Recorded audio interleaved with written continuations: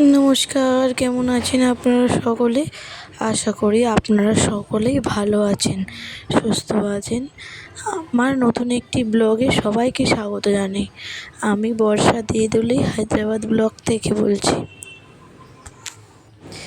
আজ বৃহস্পতিবার, আর বৃহস্পতিবার আমার দিনটা কেমন কাটে চলুন আপনাদের সাথে একটু শেয়ার করি। আজ যেহেতু সকাল সকাল রান্না বান্না হয়ে গেছিলো, তারপরে পুজোটাও আমি দিয়ে দিয়েছিলাম। তো যেহেতু বৃহস্পতিবার একটু টাইম ধরে পুজোটা দিতে লাগে, আমার পুজো দেওয়া হয়ে গেছে। এখন দুপুর 2টো মতন বাজে। আমি এখন ভাত নিয়ে বসেছি। আজকের ভাতের সাধারণ মেনুতে ছিল ডাল আর কুমড়ো ভাজা আর উচ্ছে পেঁয়াজ ভাজা। তো আজকের মেনুটা এটাই ছিল দুপুরবেলায়। এখন বিকেল 6টা মতন বাজে। আমাদের এখানে বিকেলবেলায় এরকমই ওয়েদারটা থাকে। আমাদের এখানে সন্ধে হতে হতে প্রায় 7টা বেজে যায়।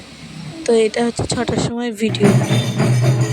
তো আমি বাবুকে পড়তে বসিয়েছিলাম, তারপরে একটু ভিডিও করে, আকাশটা দেখতে খুবই সুন্দর লাগছিলো বলে আমি ভিডিও করে নিয়েছিলাম।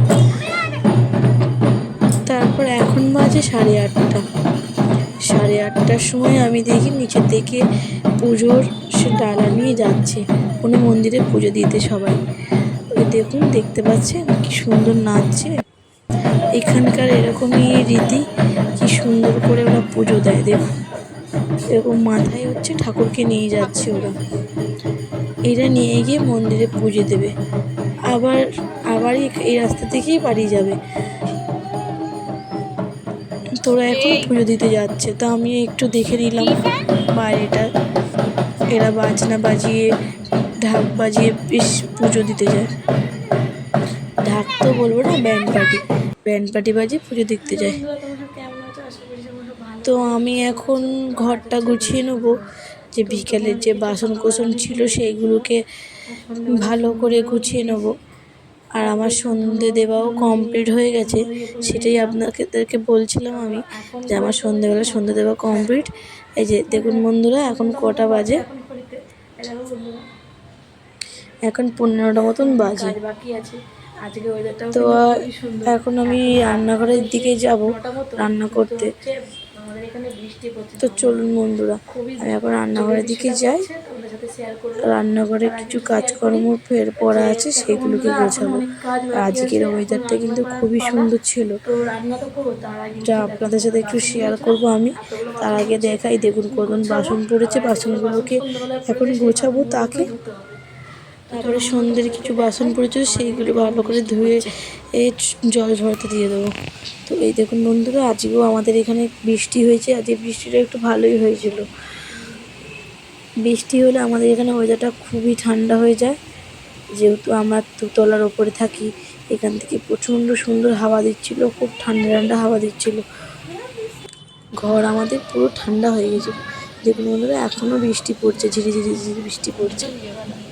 আমার ভিডিও আপনাদের কেমন লাগে কমেন্ট করে অবশ্যই বলবেন। আর কে কোথা থেকে আমার ভিডিওটা দেখছেন আমাকে একটু জানাবেন, যাতে আমিও জানতে পারি আমার ভিডিও কোথায় কোথায় যায়। চলুন, অনেক কথা হয়েছে, এবার একটু কাজ বাজগুলো করা যাক। যেহেতু রাতে রান্নাটা আমাকে করতে হবে, একটু কাজগুলো তাতে সেরে নেওয়া যাক। এই যে আমার বাসন ধোয়া কমপ্লিট হয়ে গেছে। এবারে আমি ফ্রিজ থেকে মাংসটা বের করে নিয়ে এসেছি। এই যে মাংস, আজকে রাতে মাংসর ঝোল করবো আর ভাত করবো।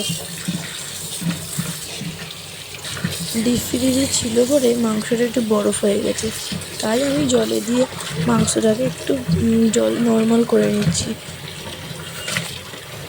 আজকে একদম সিম্পল রান্না করব, মাংসের ঝোল করব। চলুন আমি এবার আদা রসুন পেঁয়াজগুলো কেটে সব কিছু রেডি করে নিই। এই যে দেখছেন, আদা রসুন পেঁয়াজ আমি কেটে নিয়েছি।